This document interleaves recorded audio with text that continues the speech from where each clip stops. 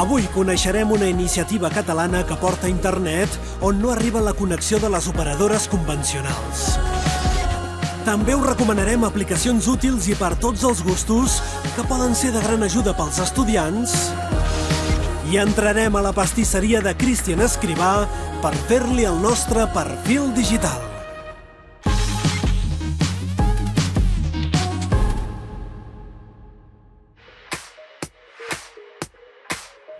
Benvinguts al Generació Digital. Aquest no serà l'únic timelapse d'avui. Tenim un programa farcit d'aquests muntatges de vídeo a càmera ràpida que acostumen a triomfar a la xarxa. Després en parlarem. Abans, però, ens volem fixar en com pobles i ciutats s'estan esforçant per escampar la xarxa wifi pública per tots els seus racons.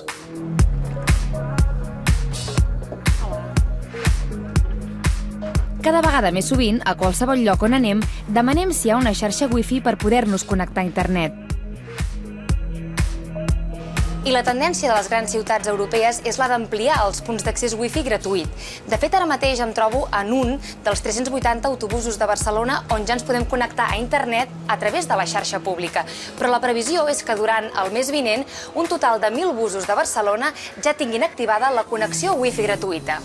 De mica en mica, Barcelona va fent passos per estendre aquesta xarxa municipal i al marge dels autobusos ja hi ha 16 estacions de metro on ens podem connectar a internet i un miler de punts arreu de la ciutat entre equipaments públics com centres cívics o mercats i espais a l'aire lliure.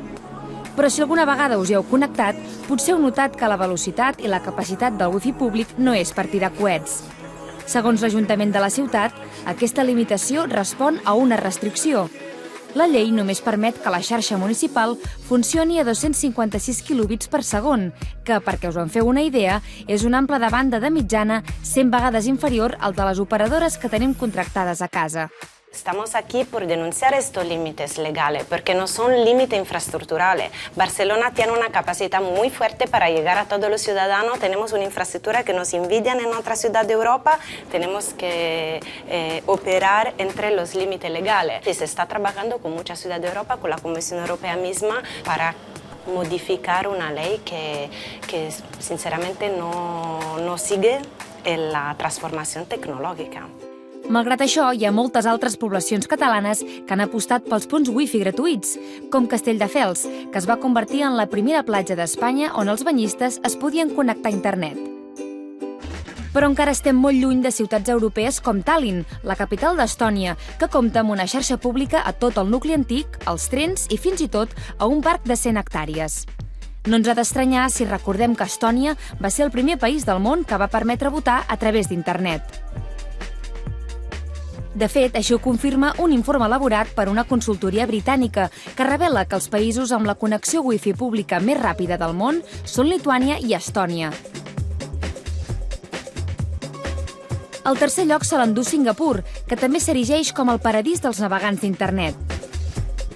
Una empresa ha fet possible que els mateixos autobusos, però també els taxis i camions de recollida de la brossa, es converteixin en punts wifi.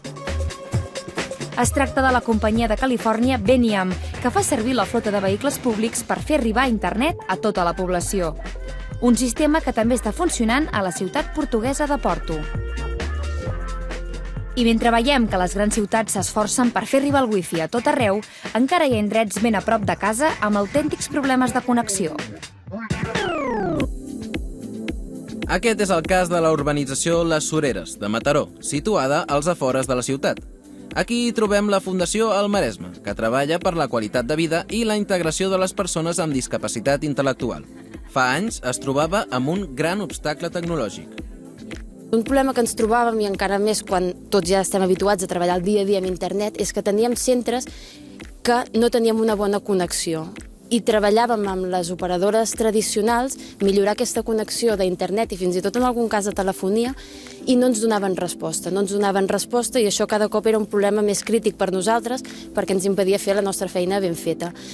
La solució per a aquesta fundació va ser descobrir Gifi.net, un projecte que va néixer a Osona per resoldre les dificultats d'accés a internet de banda ampla en àrees rurals, però també com a alternativa a les operadores tradicionals. El resultat ha estat la creació d'una xarxa elaborada per les persones que s'han unit al projecte i que han instal·lat aquestes antenes.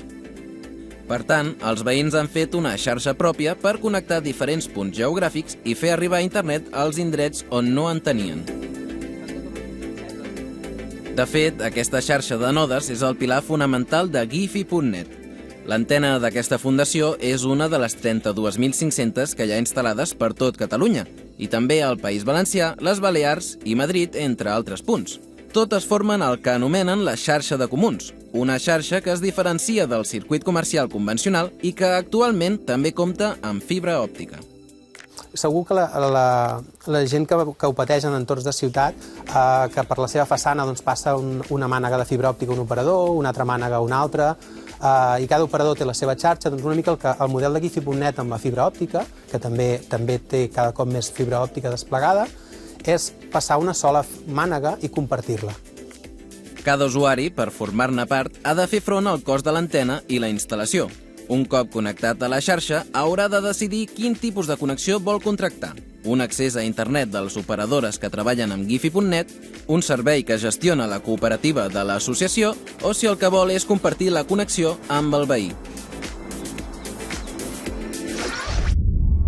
Continuem parlant de xarxes Wi-Fi perquè arriben fins i tot allà on sembla impossible, a l'Everest. El govern de Nepal acaba d'anunciar que d'aquí a mig any vol que hi hagi connexió pública al camp base de la muntanya més alta del planeta. L'Everest ja tenia connexió Wi-Fi des de fa 6 anys, però estava gestionada per empreses privades.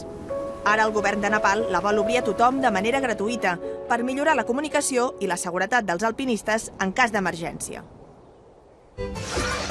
Aviat serà possible veure els serveis de contingut en línia quan ens trobem de viatge en un altre país de la Unió Europea. Això vol dir que podrem accedir a la nostra subscripció de música, videojocs, pel·lícules o programes de televisió a la xarxa fora del nostre país d'origen. El Parlament, la Comissió i el Consell Europeu han tancat aquest acord, que vol ser un primer pas cap a la posada en marxa del mercat únic digital. I acabem amb una altra novetat dels vídeos a la xarxa, perquè la plataforma reina, YouTube, ha anunciat que permetrà descarregar-los per poder-los veure quan no tinguem connexió a internet. La nova aplicació s'ha batejat com a YouTube Go i ara mateix està en període de proves només amb invitació.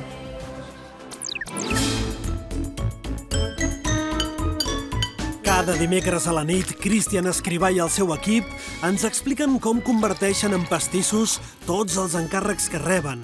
Xocolata, dolços, galetes, pastes... Fins i tot la tecnologia agafa una altra dimensió quan passa per les seves mans.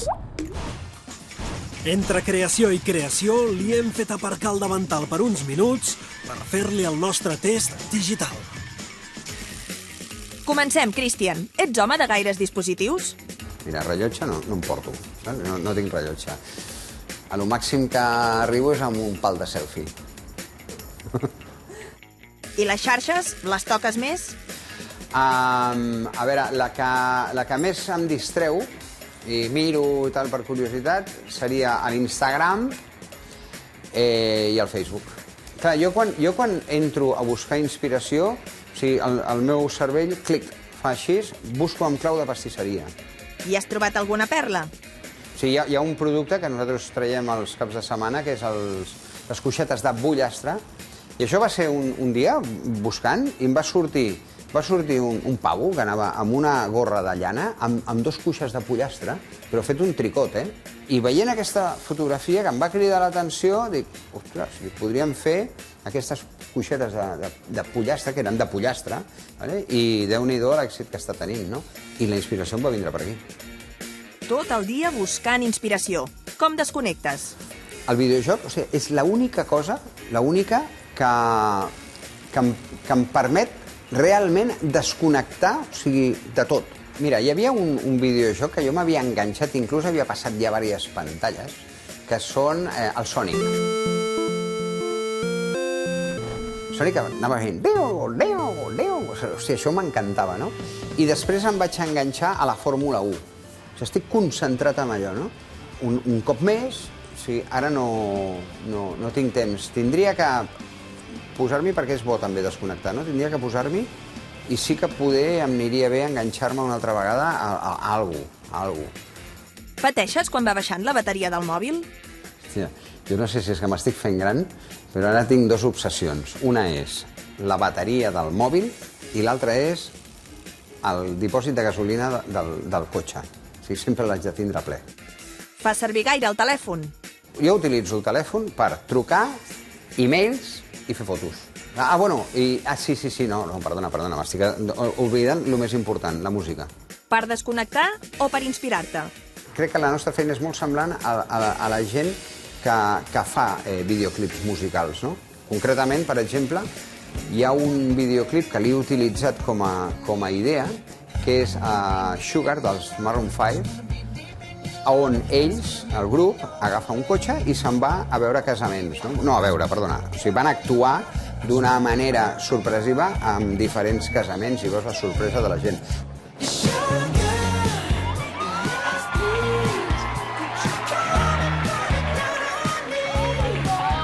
Els hi vaig explicar amb uns nuvis i van fer el mateix. O sigui, hi havia la caixa amb les lones, igual que en el videoclip. El que passa és que aquí dins, en vez d'estar els Maroon 5, van posar un food truck, el nostre food truck, i els nuvis els van posar a dins. És a dir, la sorpresa a tots els convidats la donaven als nuvis en els seus convidats. I veus, aquest és un exemple perfecte de com em puc inspirar veient un videoclip.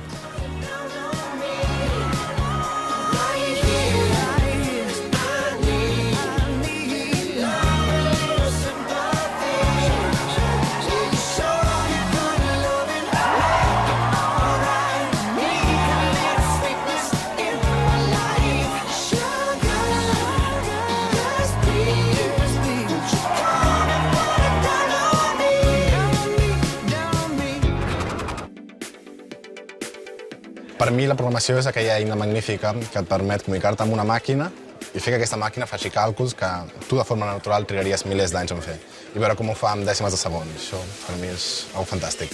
Com l'Eric, aquests estudiants d'informàtica porten la programació a la sang.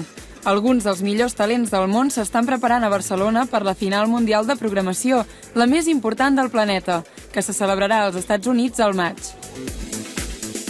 Durant 10 dies s'han enfrontat amb problemes matemàtics complexos que cal solucionar programant. Han de pensar contrarrellotge, tenen 5 hores per resoldre 12 problemes i només poden utilitzar un ordinador per equip. Mira, estan fent aquest problema on han de col·locar una fàbrica, tenen una fàbrica i unes botigues i han de trobar la posició que minimitzi les distàncies a totes les botigues. Això pot semblar fàcil, però estem parlant de que hi poden haver 10.000 botigues. Llavors, clar, han de fer un programa que t'ho generi.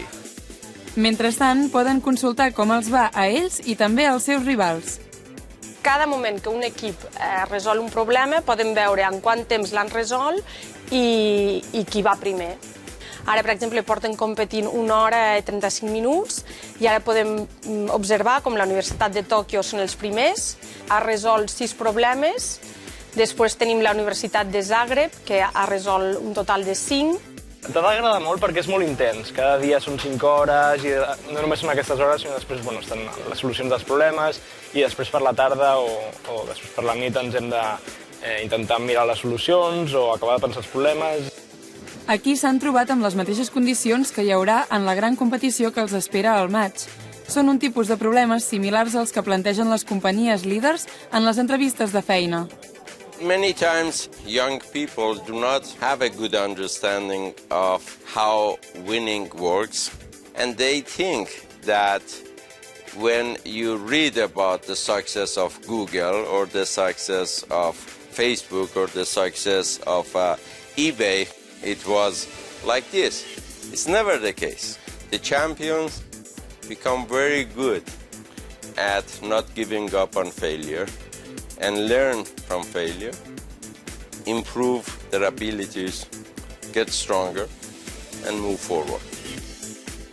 La cita és una gran oportunitat perquè les empreses tecnològiques més punteres busquen els futurs treballadors en els guanyadors d'aquestes finals. Aquest rellotge es presenta com el rellotge per als estudiants. Permet descarregar-s'hi documents i llegir-los còmodament, per exemple, durant un examen. Incorpora un botó per desactivar la pantalla de cop si aixeca algun tipus de sospites. També en tenen un segon model que només permet llegir la pantalla amb unes ulleres especials. A nosaltres, no cal ni que us ho digui, ens agrada més quan la tecnologia ajuda els estudiants a no fer trampes. Per això us hem preparat una selecció d'eines digitals que poden ser una bona ajuda a l'hora d'estudiar. Per aprendre alguna cosa, abans de res cal entendre-la. Un bon primer pas és tenir a prop definicions oficials de les paraules, és a dir, diccionaris de rigor. Si el que necessitem és saber el significat d'una paraula en català, tenim l'aplicació de l'Institut d'Estudis Catalans.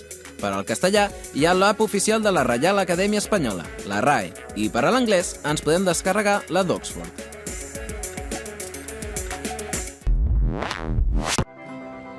Prendre punts i organitzar-los és molt més fàcil si comptes amb una eina com Evernote. Les notes poden ser manuals, mecanografiades o també de veu, i pots afegir dibuixos i anotacions que, a més, també podem personalitzar. L'aplicació et permet escanejar documents i introduir-hi imatges. Tot això després ho pots compartir amb qui vulguis i és molt pràctic a l'hora de treballar en equip. Els mapes conceptuals són molt útils per estudiar temes complexos o per plantejar-se la idea sobre un projecte. Elaborar-lo amb el mòbil, amb aquesta app, permetrà fer i desfer amb facilitat, canviar-ne formes i colors, afegir-hi imatges i icones i, després, compartir-ho en diferents formats. Entre tants treballs, exàmens, dates i horaris per recordar, MyStudyLife es converteix en una app molt útil pels estudiants. L'organització és essencial i les agendes es queden curtes davant d'una aplicació que et fa recordatoris automàtics de pròximes entregues o proves. Et permet anotar quin tant % has completat dels deures i se sincronitza amb qualsevol dispositiu. Què us semblaria una aplicació que resolgués qualsevol problema matemàtic? Si feu una foto, Socràtic us donarà el resultat de l'operació i, a més, us explicarà com resoldre-la pas a pas. Així podem reduir els errors i és una bona manera d'aprendre. Però això no és tot. També resol preguntes d'altres assignatures. Això sí, per treure'n el màxim profit, haurem de fer-li les preguntes en anglès. Distinguidos ciudadanos de España, Dinamarca necesita su ayuda. Aquest ha estat un dels vídeos més comentats de la setmana. Un home d'aspecte oficial demana ajuda als països on els danesos acostumen a passar les vacances. És una campanya de l'Associació Danesa contra el Càncer que, amb un toc d'humor, intenta sensibilitzar la població sobre els riscos de no protegir-se del sol, especialment tenint en compte que la pell dels danesos ja està menys acostumada. Hora tras hora. Un altre risc a les xarxes que tots hauríem de conèixer bé és el risc de faltar al respecte. Sembla que el conegut youtuber PewDiePie ha creuat una línia que els Estats Units no li han volgut perdonar. Disney ha desfet tota la relació amb ell i YouTube li ha seguit el camí i ha anul·lat la segona temporada del seu programa de reality show. El motiu? Els comentaris antisemites que el youtuber ha inclòs en alguns dels seus vídeos. Tot i que PewDiePie assegura que eren en to de broma, aquesta acció ha rebut moltes crítiques a la xarxa.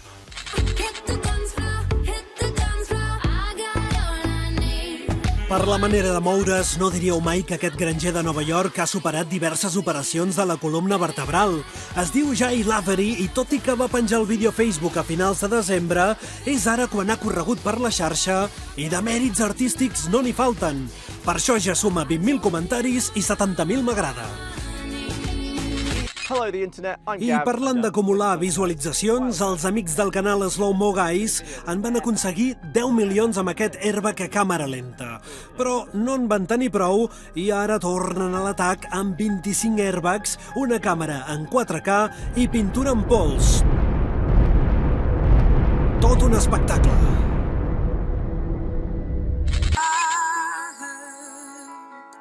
El repàs de les xarxes d'avui acaba amb problemes de parella. Com sempre, a internet s'ha celebrat amb força Sant Valentí. De totes les demostracions d'amor que hem vist, ens quedem amb aquesta de la youtuber australiana Natalie Tran. Es va trobar el seu company totalment immers en la realitat virtual i per això no presta la mínima atenció al seu talent ni a la seva prova d'amor.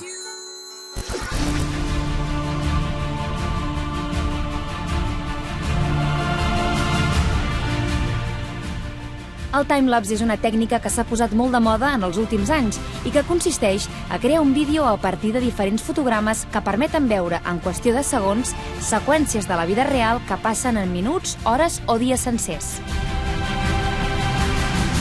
I n'hi ha de 1000 tipus i durades diferents, com aquest, que mostra el màpping que es va projectar durant unes hores a la façana de l'Hospital Sant Pau de Barcelona.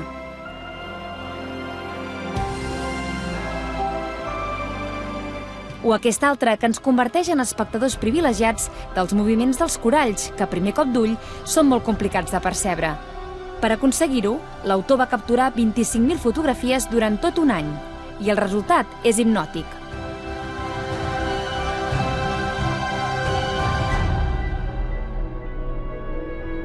Com el d'aquest muntatge que ens permet veure com esclaten literalment les flors.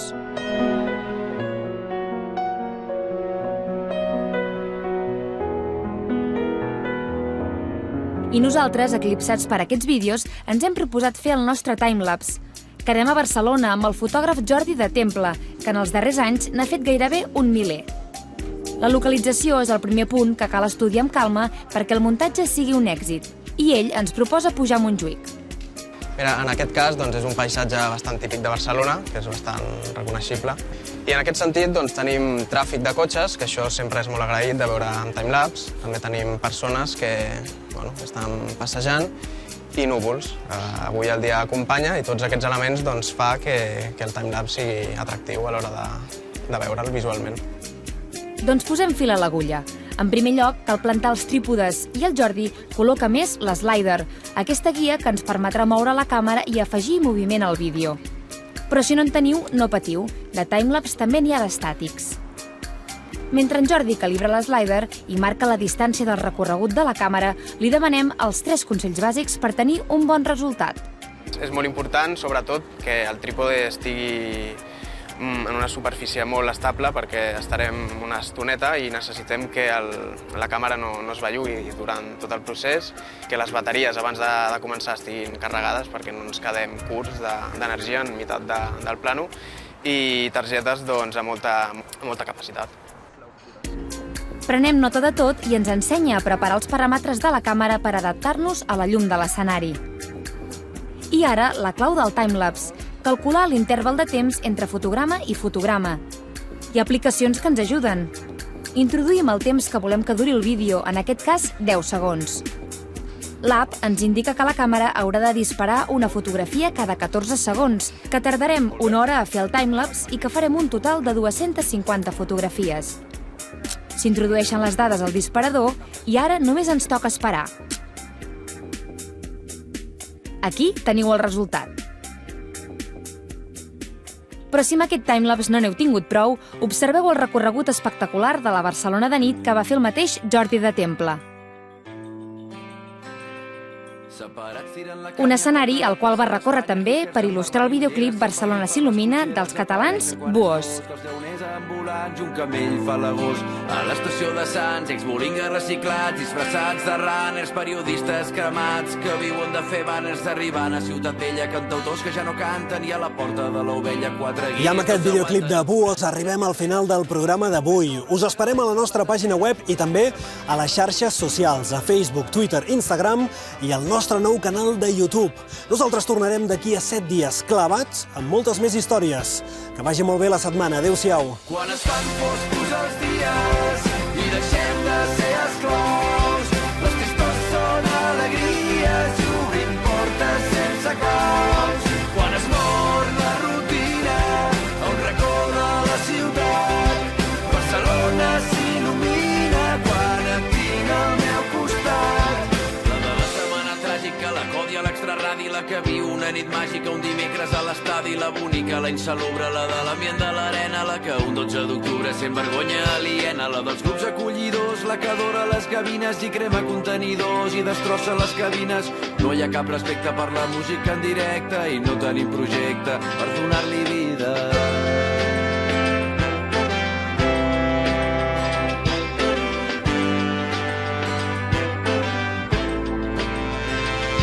Quan es fan foscos els dies i deixem de ser esclaus, les tristors són alegries i obrim portes sense claus.